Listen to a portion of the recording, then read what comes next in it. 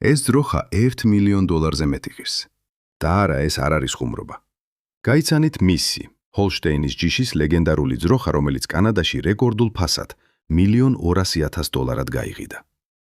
მაგრამ რაში იხდიან ფერმერები ამ ხელა თანხას? მისი მთავარი ფასი მის გენეტიკურ კოდშია. მისის შთამომავლობა დაბადებიდანვე ელიტურია. წარმოიდგინეთ, მისი ემბრიონები და ხბოები მთელ მსოფლიოში $1,000 იყიდება. ეს აღარ არის უბრალოდ ძროხა, ეს არის ცოცხალი ოქროს საბადო და გრძელვადიანი გენეტიკური ინვესტიცია. გარდა ამისა, მისი იდეალური ექსტერიერის მქონე ჩემპიონია. ფერმერულ სამყაროში ეს ნიშნავს სრულყოფილ კონფორმაციას, რკინისებულ ჯანმრთელობას და რძის წარმოების წარმოუდგენელ პოტენციალს.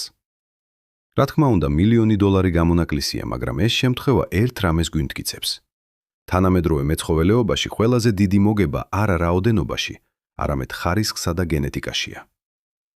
თქვენ რას ფიქრობთ, ღირს თუ არა ერთი ძროხა ამ ხელა ინვესტიციად?